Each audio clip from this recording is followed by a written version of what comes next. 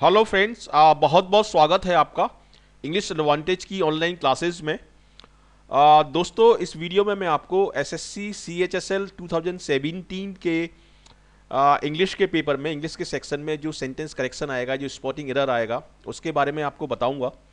और इसमें मैंने 20 एरर्स ऐसी ली हैं, 20 क्वेश्चंस ऐसे लिए हैं जो टिपिकल हैं। टिपिकल इन द सेंस कि वो एसएससी एग्ज़ाम में घूम फिर के आते रहते हैं और हर साल पूछे जाते हैं। और ये कॉमन एरर्स हैं और काफ़ी इंपॉर्टेंट है एसएससी के हिसाब से, क्योंकि इस तरह की एरर्स एसएससी एग्ज़ाम में आती रहती हैं। तो ये 20 एरर्स ली है मैंने, इसको आप ध्यान से देखिए। और आप एक काम और कर सकते हैं, एक रजिस्टर आप ले लीजिए और इसमें मैं जो आपको रूल बताऊंगा, ग्रामर के जो रूल बताऊंगा, वो सारे आप लिखते जाएं, तो इससे आपके नोट्स भी बनते जाएंगे और एसएससी सीएचएसएल की आपकी अच्छी प्रिपरेशन होती जाएगी। तो ये वीडियो मैं हिंदी लैंग्वेज में बना रहा हूँ और इसका इंग्लिश वर्जन भी आप देख सकते हैं इंग्लिश की प्लेलिस्ट में जाके। सेंटेंस करेक्शन की इंग्लिश की प्लेलिस्ट जो इस चैनल पर है, इंग्लिश एडवांटेज यूट्यूब चैनल पर, उसमें आप देख पाएंगे। तो चलिए शुरुआत करते हैं। देखिए, ये है फर्स्ट एरर। मैं आपको बता दूं कि एसएससी में इंग्लिश के सेक्शन में, सीएचएसएल में 4 सेक्शन होते हैं। मतलब एरर में 4 पार्ट होंगे, ए बी सी और डी जो पार्ट होगा वो नो एरर का पार्ट होगा। और लेकिन बैंकिंग में जो एरर में जो सेक्शंस होते हैं वो 5 सेक्शन होते हैं। 5वां सेक्शन नो एरर का होता है। इसमें डी जो सेक्शन है वो नो एरर का होगा और 3 सेक्शन में वो क्वेश्चन आपका दिया होगा। तो इस क्वेश्चन को यदि हम देखें तो इस तरह के सेंटेंस बहुत आते हैं एसएससी एग्जाम में। To die with honour is better than live with dishonour. ये देखने में सेंटेंस सही लग रहा है, लेकिन ग्रामर के हिसाब से इसमें क्या गलती है। देखिए, बेटर देन, बेटर से हम जब कंपेयर करते हैं तो 2 इक्वल चीज़ों को कंपेयर करते हैं। जैसे Ram is better then Shyam, Ram और श्याम को मैं कंपेयर कर रहा हूं और राम और श्याम दोनों ही नाउन हैं। तो यहां पर मैं बेटर देन के एक तरफ लिखा हुआ है टू डाई और दूसरी तरफ लिखा हुआ है लिव। ठीक है, मतलब बेटर देन के पहले लिखा हुआ है टू डाई और बेटर देन के बाद लिखा हुआ है लिव। तो इसको बैलेंस करने के लिए देखिए, यहां पर लिखा हुआ है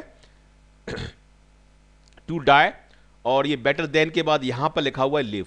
तो इसको बैलेंस करने के लिए यहां पर सी सेक्शन में आपको बोलना पड़ेगा to live.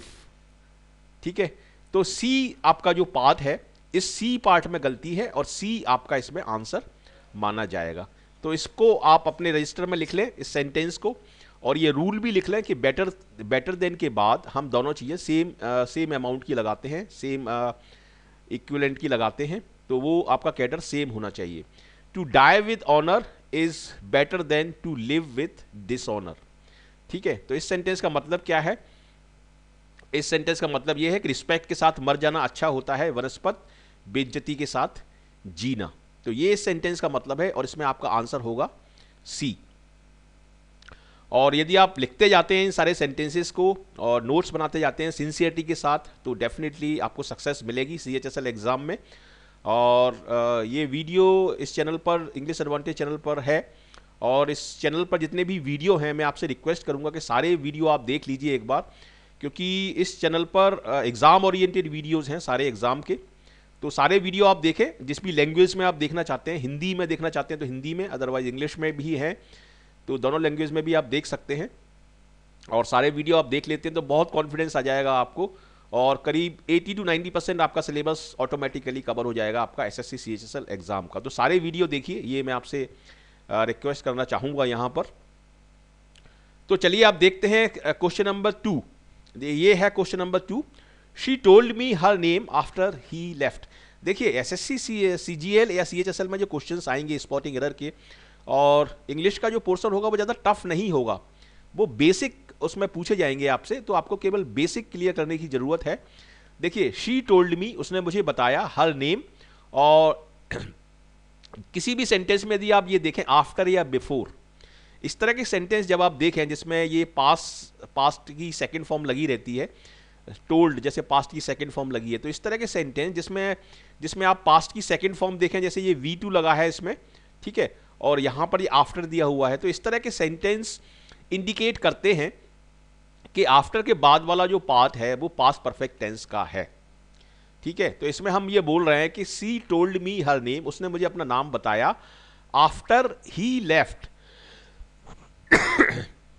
After he left का मतलब है कि उसके जाने के बाद, जब वह जा चुका था, उसके जाने के बाद उसने मुझे अपना नाम बताया। मतलब एक दो एक्शन हुए हैं पास्ट में, और एक एक्शन जब खत्म हो चुका था उसके बाद फिर दूसरा एक्शन हुआ है। तो पहले कौन सा एक्शन हुआ है? पहले एक्शन हुआ है ही लेफ्ट, जब मैं जा चुका था। ठीक है, जब मैं जा चुका था तो उसके बाद उसने मुझे अपना नाम बताया। तो आफ्टर वाले सेंटेंस में मुझे बोलना पड़ेगा after he had left. She told me her name after he had left. तो इस तरीके से आप इसको सही कर सकते हैं। और इस तरह का सेंटेंस जो पास्ट परफेक्ट पे बेस्ड होते हैं बहुत आते हैं एसएससी एग्जाम में। ये एक टिपिकल एसएससी एग्जाम का क्वेश्चन है, और इसमें भी आपका जो आंसर होगा वो होगा सी। ठीक है, इसमें जो पास्ट परफेक्ट, जो फर्स्ट एक्शन जो होता है वो पास्ट परफेक्ट में लिखा जाता है हैड के साथ, और जो दूसरा एक्शन होता है उसको हम पास्ट सिंपल टेंस में लिखते हैं V2 के साथ, वर्ब की सेकंड फॉर्म के साथ। तो ये एक रूल है ग्रामर का, आप चाहें तो इसको लिख लीजिए, अच्छे तरीके से नोट कर लीजिए, इस सेंटेंस को भी लिख लें आप। तो इस तरह के सेंटेंस बहुत आएंगे आपके एग्जाम में। और यहां पर मैं आपको कॉन्सेप्ट बता रहा हूं, और यदि आप कॉन्सेप्ट आपको लर्न करना है, और कॉन्सेप्ट यदि आप लर्न करते हैं तो आपका स्पॉटिंग एरर का पार्ट, और फिलअप्स का पार्ट, और सेंटेंस इंप्रूवमेंट का पार्ट, ये तीनों कवर हो जाएंगे इससे। स्पॉटिंग एरर, सेंटेंस इंप्रूवमेंट और फिलअप में भी इस तरह के क्वेश्चंस पूछे जा सकते हैं। तो तीन पोर्शन आपके इंग्लिश सेक्शन के इससे कवर हो जाएंगे। अब हम देखते हैं next sentence, John would have told you the truth if you ask him. ये भी वही पास्ट परफेक्ट का टेंस है, पास्ट परफेक्ट का इसमें यूज होगा। पास्ट परफेक्ट का नहीं है ये है कंडीशनल सेंटेंस है ये एक्चुअली, इसमें इफ लगा हुआ है, इफ लगा हुआ है तो इसलिए ये कंडीशनल सेंटेंस है। देखिए इंग्लिश में तीन कंडीशन होती है, एक होती है ओपन कंडीशन, एक होती है इमेजिनरी कंडीशन जिसमें हम वुड का प्रयोग करते हैं, और एक होती है आपकी अनफुलफिल्ड कंडीशन, ये पास्ट में यूज होती है। ठीक है, तो ये वाली जो कंडीशन है ये सेंटेंस में जो लिखी हुई है ये अनफुलफिल्ड कंडीशन है, जिसके एक पार्ट में हम वुड हैव का यूज करते हैं, और इफ वाला जो पार्ट होता है, जैसे ये इफ है तो इफ वाले पार्ट में हम हैड का प्रयोग करते हैं, हैड के साथ V3 का प्रयोग करते हैं। ठीक है, तो इस सेंटेंस का मतलब क्या है कि इफ यू आस्क हिम, यदि तुमने उससे पूछा होता तो उसने आपको सच्चाई बता दी होती। तो ये पास्ट का सेंटेंस है, अनफुलफिल्ड कंडीशन है कि इसमें कंडीशन पूरी नहीं हुई इसलिए रिजल्ट निकल के नहीं आया। तो इफ वाले पार्ट में हम हैड का प्रयोग करते हैं तो हैड इसमें नहीं है, और दूसरा वाला जो पार्ट होता है जिसको हम रिजल्ट पार्ट बोलते हैं उसमें हम वुड हैव का यूज करते हैं। तो इसमें वुड हैव ऑलरेडी है, इसका मतलब इस पार्ट में कोई गलती नहीं है और इस पार्ट में भी कोई गलती नहीं है। केवल ये जो कंडीशनल पार्ट है जो कि इफ से पता पड़ रहा है हमें कि ये कंडीशनल पार्ट है, इसमें यहां पर आपको इफ यू हैड आस्क्ड, यहां पर आपको हैड लगाना होगा। ठीक है, तो इस तरीके से ये सेंटेंस आपका सही हो जाएगा और सी इसमें आपका आंसर होगा। तो ये मैं कॉन्सेप्ट बता रहा हूं आपको, और इस कॉन्सेप्ट के बेस्ड पे काफ़ी सारे आपके क्वेश्चंस क्लियर हो जाएंगे सेंटेंस इंप्रूवमेंट के और फिलर्स के। अब हम देखते हैं question number 4। Your success in the IAS examination depends not only on what papers you have selected but on how you have written them. देखिए ये थोड़ा सा टफ क्वेश्चन है, टफ इन द सेंस कि थोड़ा सा लेंदी है ये। अब इसमें देखिए दो चीज़ें दी हुई हैं, एक दिया है नॉट ओनली और एक नॉट ओनली के बाद होता है बट ऑल्सो। जैसे आपने सुना होगा ईदर के बाद हम और लगाते हैं, ठीक है, नीदर के बाद हम नॉर लगाते हैं, उसी तरीके से नॉट ओनली के बाद हम बट ऑल्सो लगाते हैं, वेदर के बाद हम और लगाते हैं, बोथ के बाद हम एंड लगाते हैं। तो ये ग्रामर के रूल्स हैं, इनको आप लिख लें, मैं बार बार आपसे बोल रहा हूँ, इनको प्लीज़ आप रजिस्टर में लिखिए सेंटेंस के साथ, तो इससे आपको कॉन्फिडेंस आएगा। इनको आप रिवाइज करते रहिए तो बहुत कॉन्फिडेंस आएगा आपको। तो इसमें नॉट ओनली तो सही लिखा हुआ है, लेकिन नॉट ओनली का जो पेयर बनता है वो किसके साथ बनता है, बट ऑल्सो के साथ। तो इसमें बट ऑल्सो यहां पर मिसिंग है, ऑल्सो मिसिंग है, ऑन तो दिया हुआ है लेकिन बट ऑल्सो यहां पर नहीं दिया हुआ है। तो इसमें मैं एक चीज और बता देता हूं, ये नॉट ओनली बट ऑल्सो जो है इसको हम बोलते हैं कोरिलेटिव कंजंक्शन। इसका मतलब यह है कि जो चीज नॉट ओनली के बाद आएगी वही बट ऑल्सो के बाद आएगी। देखिए नॉट ओनली के बाद इसमें ऑन आ रहा है सेंटेंस के बाद, इसमें भी बट ऑल्सो के बाद ऑन आना चाहिए, लेकिन ऑन इसमें लिखा हुआ है, केवल ऑल्सो इसमें यहां पर मिसिंग है, तो वो इसमें आपकी गलती है और सी इसमें आपका आंसर होगा। और हमेशा ध्यान रखिए कि ये 10 क्वेश्चन यदि आते हैं स्पॉटिंग एरर के, तो 2 या 3 क्वेश्चन उसमें आपके नो एरर के भी डेफिनेटली हो सकते हैं। चलिए अब देखते हैं next question. Heavy rain prevented us to go to the cinema. देखिए ये क्वेश्चन ग्रामर के हिसाब से आपको सही लगेगा, इसमें कोई भी गलती नहीं आपको नहीं लगेगी, लेकिन इसमें गलती है इंग्लिश लैंग्वेज में कुछ पर्टिकुलर वर्ड्स के बाद कुछ पर्टिकुलर प्रपोजिशन हम लगाते हैं। जैसे डाई के बाद हम ऑफ लगाते हैं, ठीक है। प्रिवेंट के बाद हम नॉर्मली फ्रॉम लगाते हैं, नॉर्मली क्या हमेशा ही फ्रॉम ही लगाते हैं। प्रिवेंट और प्रोहिबिट के बाद प्रिवेंट हुआ, प्रोहिबिट हुआ, डिबार हुआ, इनके बाद हम 3 वर्ड मैंने बताया आपको, इनको आप लिख लीजिए अपने रजिस्टर में, प्रिवेंट, प्रोहिबिट और डिबार। इनके बाद हम लगाते हैं फ्रॉम। तो हैवी रेन प्रिवेंटेड अस, ठीक है, हैवी रेन ने हमको रोका, तो यहां पर टू के स्थान पर आपको लगाना पड़ेगा फ्रॉम। और फ्रॉम चूंकि एक प्रपोजिशन है तो इसलिए यहां पर आप बोलेंगे फ्रॉम गोइंग। तो heavy rain prevented us from going to the cinema. तो इस तरीके से ये सेंटेंस सही हो जाएगा। ये मैंने आपको यहां पर पूरा कॉन्सेप्ट इसलिए बताया है ताकि आपके ये फिलअप्स में और सेंटेंस इंप्रूवमेंट में भी काम में आए। प्रिवेंट के बाद यहां पर आप लगाएंगे फ्रॉम, और यहां पर आप चूंकि प्रपोजिशन है तो इसलिए यहां पर आप लगाएंगे गोइंग। तो बी इसका एरोनियस पार्ट है और बी इसका आंसर आपका होगा। नेक्स्ट क्वेश्चन देखते हैं। My sister has red. देखिए रीड की थर्ड फॉर्म रीड ही होती है, लेकिन उसको हम थर्ड फॉर्म में रेड पढ़ते हैं। My sister has red pages after pages of the Bible. मेरी सिस्टर ने बाइबल के सारे पेज, पेज के बाद पेज सारे पढ़े हुए हैं।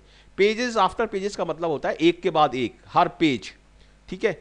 तो इसमें हम एक के बाद एक, देखिए अब मैं बोल रहा हूं एक के बाद एक, तो इसमें मैं एक बोल रहा हूं, तो इसीलिए पेजेज जो है वो होगा सिंगुलर में। तो यहां पर पेजेस आफ्टर पेजेज के जगह आप लिखेंगे पेज आफ्टर पेज। तो ये बी पार्ट आपका एरोनियस पार्ट है और बी पार्ट में आपकी गलती मानी जाएगी। इसी तरीके का मिलता जुलता कोई भी सेंटेंस यदि आपको आपके एग्जाम में आता है, जैसे ईयर आफ्टर ईयर, ठीक है, रिजल्ट आफ्टर रिजल्ट, कुछ भी आता है इस तरीके से, डे आफ्टर डे, तो उसमें ये दोनों पार्ट आफ्टर के दोनों तरफ जो पार्ट दिए हुए हैं वो आपको सिंगुलर में लिखना है। ये एक रूल है, ग्रामर का रूल है, इसको आप लिखें प्लीज अपने रजिस्टर में और उनको रिवीजन करें, रिवाइज करें उनको, तो डेफिनेटली बहुत कॉन्फिडेंस आएगा आपको। देखिए he asked supposing if he fails what he would do. ये क्वेश्चन इस क्वेश्चन में सुपरफ्लुअस मिस्टेक है। ये जो वर्ड हैं दोनों सपोजिंग और इफ, ये दोनों कभी एक साथ नहीं आते क्योंकि दोनों का मतलब एक ही है।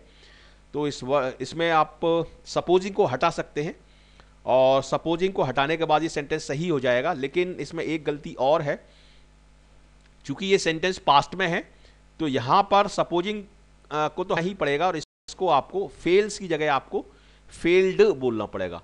He asked if he failed what he would do. तो इस तरीके से ये सेंटेंस आपका सही हो जाएगा। सपोजिंग इसमें से हटा दीजिए आप और इफ लगा रहने दीजिए क्योंकि दोनों का मतलब एक ही है, और फेल्स का फेल्ड इसलिए हो जाएगा क्योंकि ये सेंटेंस पास्ट में लिखा गया है। नेक्स्ट देखते हैं। If most of the people in A state prosper the state itself would prosper. ये है आपकी ओपन कंडीशन। 3 कंडीशन मैंने आपको बताई थी। इंग्लिश में 3 कंडीशन होती है, एक होती है ओपन कंडीशन, एक होती है इमेजिनरी कंडीशन और एक होती है अनफुलफिल्ड कंडीशन। तो ये है आपकी ओपन कंडीशन, और ओपन कंडीशन में जो इफ वाला जो पार्ट है इसको हम लिखते हैं प्रेजेंट सिंपल टेंस में। इफ वाले पार्ट को ये प्रेजेंट सिंपल टेंस में लिखा हुआ है ऑलरेडी, और यहां पर जो सेकंड वाला पार्ट है उसमें हम वुड नहीं लगाते, उसमें हम लगाते हैं विल, ठीक है। तो इसमें आपका सी पार्ट में गलती है, वुड के स्थान पर इसमें आएगा आपका will. If most of the people in A state, यदि ज्यादातर लोग, स्टेट के जो ज्यादातर लोग हैं वो प्रॉस्पर करते हैं, वो आगे बढ़ते हैं, वो तरक्की करते हैं, तो जो स्टेट है वो अपने आप ही तरक्की करेगा। तो इसमें वुड के स्थान पर आप लगाएंगे विल, क्योंकि ये ओपन कंडीशन है और वुड का प्रयोग करते हैं हम इमेजिनरी कंडीशन में, तो इसमें वुड का प्रयोग गलत होगा। नेक्स्ट देखिए। If the motorist do not observe the traffic regulations they will be stopped ticket and have to pay a fine.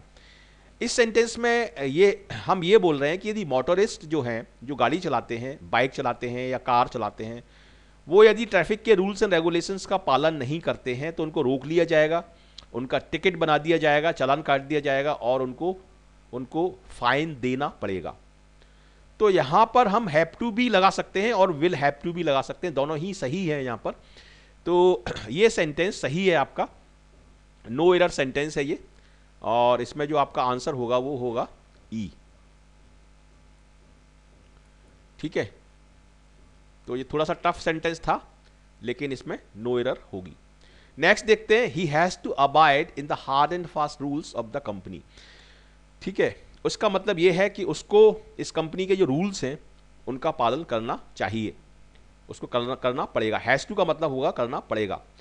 तो अबाइड इन, यहां पर एक फ्रेज है और अबाइड इन जो कि गलत है, अबाइड इन के स्थान पर आपको लगाना पड़ेगा यहां पर अबाइड बाय, क्योंकि अबाइड बाय का मतलब होता है रूल्स को फॉलो करना और हार्ड एंड फास्ट रूल्स का मतलब होता है डेफिनेट रूल्स या स्ट्रिक्ट रूल्स।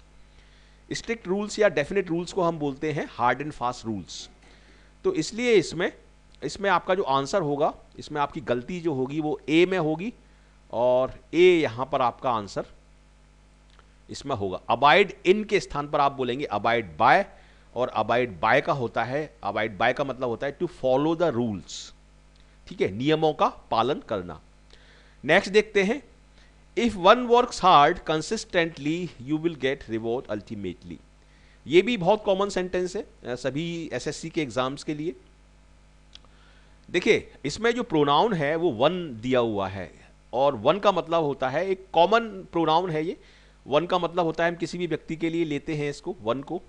तो यहां पर यदि वन आया हुआ है तो फिर यहां पर आगे भी यू नहीं आएगा, यहां पर वन के बाद हमेशा वन ही आएगा।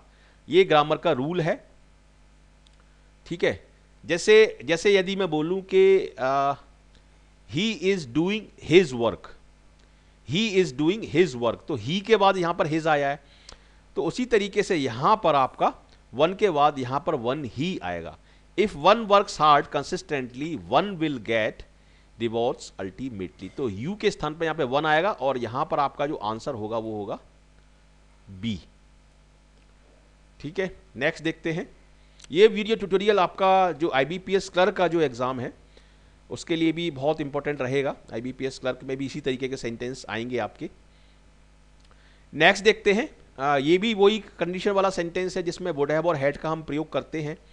तो इसमें आप देखें यदि ध्यान से, तो एक है कंडीशनल पार्ट और एक है रिजल्ट पार्ट। तो कंडीशनल पार्ट में इसमें हैड के साथ क्या लगाते हैं हम, V3। तो V3 इसमें लगा हुआ है।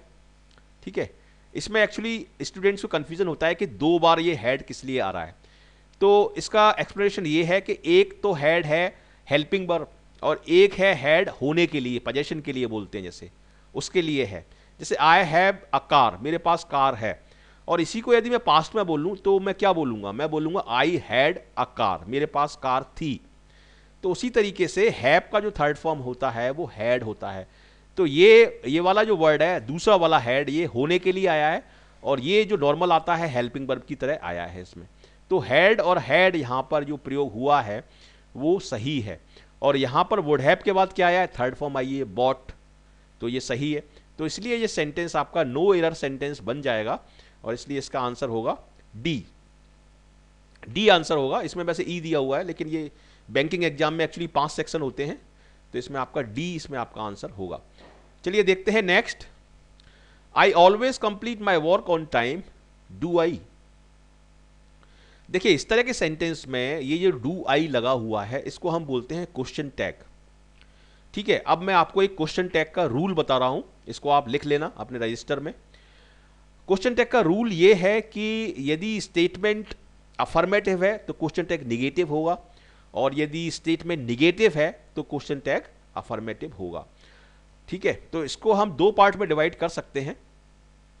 यहां पर इसमें एक कॉमा भी होना चाहिए। क्वेश्चन टैग से पहले हम कॉमा लगाते हैं और क्वेश्चन टैग के बाद हम क्वेश्चन मार्क लगाते हैं। तो ये है, ये जो पूरा है I always complete my work on time, इसको हम बोलेंगे स्टेटमेंट। ठीक है, ये जो पूरा है यहां से लेके यहां तक इसको हम बोलेंगे स्टेटमेंट, और ये डू आई वाला जो पार्ट है इसको हम बोलेंगे क्वेश्चन टैग। तो स्टेटमेंट यदि अफर्मेटिव है तो क्वेश्चन टैग कैसा होगा, निगेटिव होगा। तो स्टेटमेंट अफर्मेटिव है, इसमें नॉट का प्रयोग नहीं हुआ है, तो क्वेश्चन टैग ये कैसा होगा, अफर्मेटिव में होगा। तो इसको मैं क्या लिखूंगा, इसको मैं लिखूंगा don't I, do not I या डोंट आई। ठीक है, तो ये क्वेश्चन टैग आपका गलत है, यहां पर डू आई की जगह यहां पर आप लिखेंगे डोंट आई। तो सी इसमें आपका गलती होगी। नेक्स्ट देखिए, ये भी क्वेश्चन टैग से मिलता जुलता ही क्वेश्चन है, लेकिन इसमें जो नॉर आई डू लिखा हुआ है इसको हम क्वेश्चन टैग तो नहीं बोलते, इसको हम बोलते हैं शॉर्ट रिस्पॉन्स। एक छोटा सा रिस्पॉन्स हम देते हैं। जैसे जैसे जैसे यदि मैं बोलूं आपसे कि are you interested in English movie, तो आप बोलेंगे यस आई एम। तो ये यस आई एम जो है ये है शॉर्ट आंसर या शॉर्ट रिस्पॉन्स। तो ये शॉर्ट रिस्पॉन्स पर बेस्ड है। लेकिन इस तरह के क्वेश्चन में देखिए, पहला सेंटेंस पढ़ते हैं हम, he does not like English movie. मतलब एक दो फ्रेंड हैं और एक फ्रेंड बोल रहा है कि वह उसको इंग्लिश मूवी पसंद नहीं है। तो दूसरा फ्रेंड बोलता है नॉर आई डू, इसका मतलब है कि और मुझे भी पसंद नहीं है। उसको इंग्लिश मूवी पसंद नहीं है और ना ही मुझे पसंद है, और मुझे भी पसंद नहीं है या ना ही मुझे पसंद है, ये इसका हिंदी में मतलब है। तो उस हिसाब से तो ये सही है सेंटेंस, लेकिन इसका स्ट्रक्चर गलत है।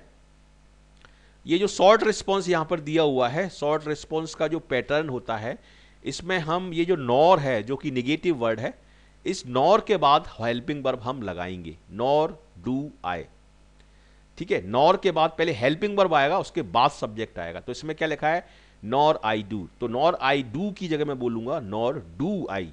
तो सी इसमें आपका आंसर होगा। सी पार्ट इसमें गलती है और सी इसमें आपका आंसर होगा। इसको आप अच्छे तरीके से समझिए, बहुत इंपॉर्टेंट है ये। ठीक है, और इस रूल को आप चाहें तो अपने रजिस्टर में लिख भी लीजिए, he does not like English movie nor do I. तो नॉर डू आई होगा, नॉर डिड आई नहीं होगा, और नॉर आई डू भी नहीं होगा।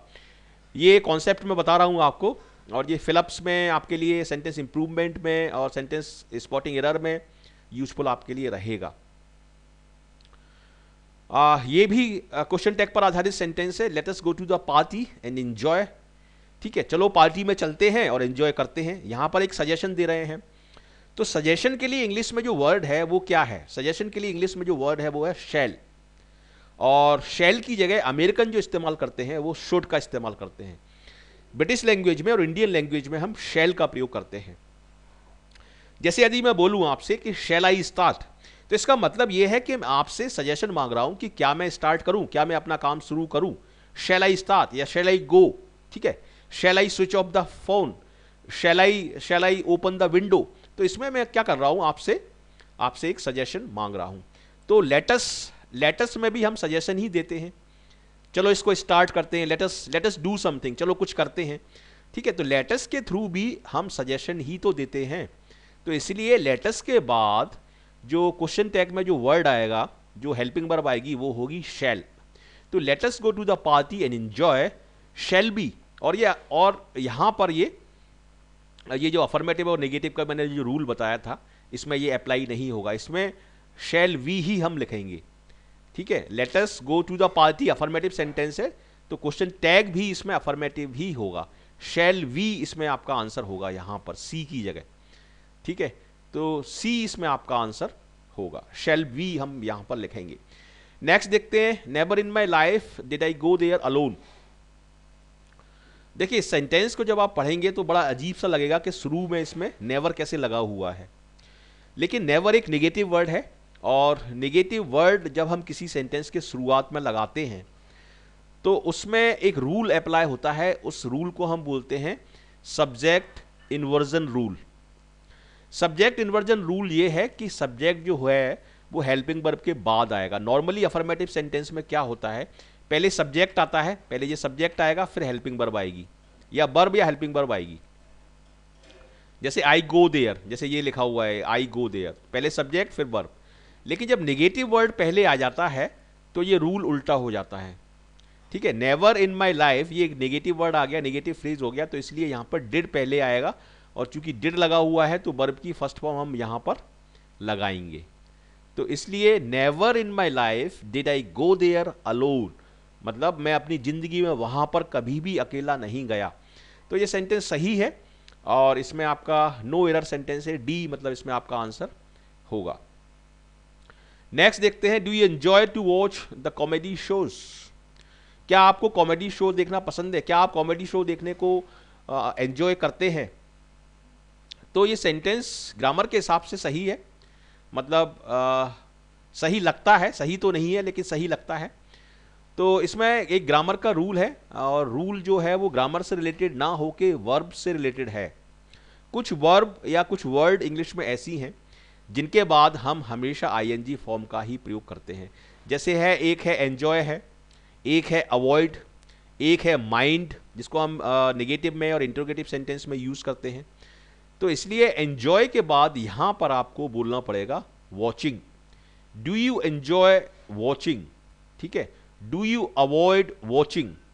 तो इस तरीके से एंजॉय और अवॉइड के बाद हम सेकेंड फॉर्म आईएनजी फॉर्म लगाते हैं वर्ब की, और वही ग्रामर के हिसाब से एक सही पैटर्न है। तो do you enjoy watching the comedy show, इस तरीके से हो जाएगा ये, और बी पार्ट में इसमें गलती मानी जाएगी, बी इसमें आपका आंसर होगा। नेक्स्ट देखते हैं, I really do not know where has he gone since morning. ये भी एक कॉन्सेप्ट पे बेस्ड क्वेश्चन है, पूरी तरीके से ये कॉन्सेप्ट पे बेस्ड क्वेश्चन है। देखिए इसमें क्या करेंगे हम इस तरह के सेंटेंस में, ये जो पैटर्न है हैज़ ही, ये क्वेश्चन का पैटर्न है। ठीक है, जैसे हैज़ ही गॉन, क्या वह जा चुका है? Has he gone. तो ये जो पैटर्न है जिसमें हम पहले हेल्पिंग वर्ब लगाते हैं, उसके बाद सब्जेक्ट लगाते हैं, और उसके बाद वर्ब की थर्ड फॉर्म लगाते हैं। तो ये जो कॉम्बिनेशन है जिसमें हम पहले हेल्पिंग वर्ब लगाते हैं और उसके बाद सब्जेक्ट लगाते हैं, ये क्वेश्चन का पैटर्न है। लेकिन ये जो सेंटेंस लिखा हुआ है ये क्वेश्चन नहीं है, ये सिंपल अफर्मेटिव सेंटेंस है या स्टेटमेंट है। तो इसलिए इसमें हम हैज़ ही ना लगाते हुए हम लगाएंगे ही हैज़। ठीक है, ये मैंने आपको यहाँ पर कॉन्सेप्ट बताया है, और इस कॉन्सेप्ट पर आधारित एसएससी में क्वेश्चन डेफिनेटली आएंगे, इस बात में कोई शक नहीं है, और ये बहुत ही इंपॉर्टेंट है। तो बी इसमें आपका आंसर होगा, हैज़ ही की जगह आप ही हैज़ लगाएंगे। नेक्स्ट देखते हैं, if I was you I would not attend the function. ठीक है, ये एक इमेजिनरी सेंटेंस है कि यदि मैं आपकी जगह होता, ठीक है, लेकिन ऐसा हो नहीं सकता, मैं आपके जैसा नहीं बन सकता, या मैं आप नहीं बन सकता और आप मैं नहीं बन सकते। ये पूरी तरीके से काल्पनिक सेंटेंस है। यदि मैं आपकी जगह होता मतलब ये कल्पना है, लेकिन ऐसा हो नहीं सकता। तो इसीलिए काल्पनिक सेंटेंसेस में हम यहां पर वॉज की जगह सारे सब्जेक्ट के साथ हम लगाते हैं वर, WERE were. If I were you I would not attend the function, और वुड इसमें सही लगा हुआ है, इमेजिनरी सेंटेंस में हम वुड का प्रयोग करते हैं, और वुड के बाद फर्स्ट फॉर्म लगाते हैं, अटेंड लगा हुआ है इसलिए इसमें। तो ये सेंटेंस में मतलब ए पार्ट में इसमें गलती है। If I were you I would not attend the function, यदि मैं आपकी जगह होता तो इस फंक्शन को अटेंड नहीं करता, ये इस सेंटेंस का मतलब है, और ए इसका आंसर होगा। नेक्स्ट सेंटेंस देखिए, it is nothing else than pride that leads to one's downfall. मतलब एक आदमी को नीचे गिराने वाली यदि कोई चीज है तो वो है उसका घमंड, उसका झूठा अभिमान। ठीक है, और इसके अलावा कुछ नहीं है। तो नथिंग एल्स इसमें लगा हुआ है, नथिंग और नथिंग एल्स के बाद हम देन और एक्सेप्ट इन वर्ड्स का यूज नहीं करते, नथिंग और नथिंग एल्स के बाद हम यूज करते हैं बट का। और ये ग्रामर का रूल है, बहुत ही इंपॉर्टेंट रूल है, इसको प्लीज मैं आपसे रिक्वेस्ट कर रहा हूं कि जरूर अपने रजिस्टर में लिखिए और उसको रिवीजन करिए, रिवाइज करिए। नथिंग एल्स के बाद यहां पर आपको देन लगाते हुए यहां पर आप लगाएंगे बट, और एक्सेप्ट भी नहीं आएगा, केवल बट आएगा इसमें, और ए पार्ट में इसमें आपकी गलती मानी जाएगी। तो इस तरीके से मैंने इस वीडियो ट्यूटोरियल में 20 ऐसे सेंटेंस लिए हैं जिसमें से 80% सेंटेंस के आने की पूरी संभावना है आपके एसएससी CHSL एग्जाम में। और जो स्टूडेंट क्लर्क का एग्जाम की तैयारी कर रहे हैं, IBPS क्लर्क की, उनके लिए भी ये बहुत ही इंपॉर्टेंट रहेगा। तो इस वीडियो को पूरा एंड तक देखिए, शुरू से लेकर आखिरी तक कई बार आप देखिए, और आपको सारे कॉन्सेप्ट क्लियर हो जाएंगे। और मैंने आपसे जो रिक्वेस्ट की है कि सारे रूल्स आप रजिस्टर में लिखते जाइए, वो आप ज़रूर करिए। और इस चैनल के सारे वीडियोस आप एक एक करके सारे वीडियोस देखिए, डेफिनेटली आपको बहुत ही ज़्यादा कॉन्फिडेंस आएगा। और अभी मेरे पास काफ़ी सारे लोगों के मेल आए हैं जिनके अलग अलग परीक्षाओं में सिलेक्शन हो चुके हैं। एक स्टूडेंट का SBI क्लर्क में फाइनल सिलेक्शन हो गया है, और बहुत सारे स्टूडेंट्स के मेल आए हैं जिनका IBPS PO प्री में सिलेक्शन हो गया है। और उन्होंने केवल एक ही काम किया कि इस चैनल के सारे वीडियोज़ देखे, सेल्फ स्टडी की, उन्होंने थोड़ी बहुत सेल्फ स्टडी की अपनी किताबों से, कोचिंग से, लेकिन 80% वो डिपेंड रहे इंग्लिश एडवांटेज यूट्यूब चैनल पर। और इस चैनल का उनको डेफिनेटली बहुत फ़ायदा हुआ, उनका सिलेक्शन हुआ। तो आप भी यदि मेरी बात पर विश्वास करें तो आप ऐसा करिए, और आपको विश्वास नहीं है तो जो आपकी मर्जी है वो करिए, लेकिन मैं आपसे रिक्वेस्ट करूँगा कि ज़रूर इस चैनल के सारे वीडियो देखिए, डेफिनेटली आपको बहुत कॉन्फिडेंस आएगा। तो ये है मेरे कुछ लिंक्स जिनके थ्रू आप मुझे फेसबुक पर ज्वाइन कर सकते हैं, इंग्लिश एडवांटेज ग्रुप को आप ज्वाइन कर सकते हैं, ट्विटर पे आप मुझे फॉलो कर सकते हैं, लिंक्डइन पर मुझे फॉलो कर सकते हैं, और व्हाट्सएप ग्रुप में भी आप जुड़ सकते हैं। सो कैसा लगा आपको ये वीडियो? यदि अच्छा लगा तो ज़रूर लाइक करिए, शेयर करिए अपने फ्रेंड्स के साथ, और कमेंट करके मुझे बताइए कि कैसा लगा आपको ये वीडियो। और यदि आपने अभी तक इंग्लिश एडवांटेज यूट्यूब चैनल को सब्सक्राइब नहीं किया है तो ज़रूर इस चैनल को सब्सक्राइब करिए, ज़रूर हमारे साथ जुड़िए। आपका बहुत बहुत स्वागत है इस चैनल पर, और सारे नोटिफिकेशंस आपको मिलते रहेंगे यदि आप सब्सक्राइब करते हैं। और सारे एग्ज़ाम ओरिएंटेड वीडियो ही इस चैनल पर डाले जाते हैं, और सारे वीडियो आप देखते हैं तो सफलता आपके कदम चूमेगी definitely. So thank you very much for watching this video, and I wish you all the best for your bright future. Thank you.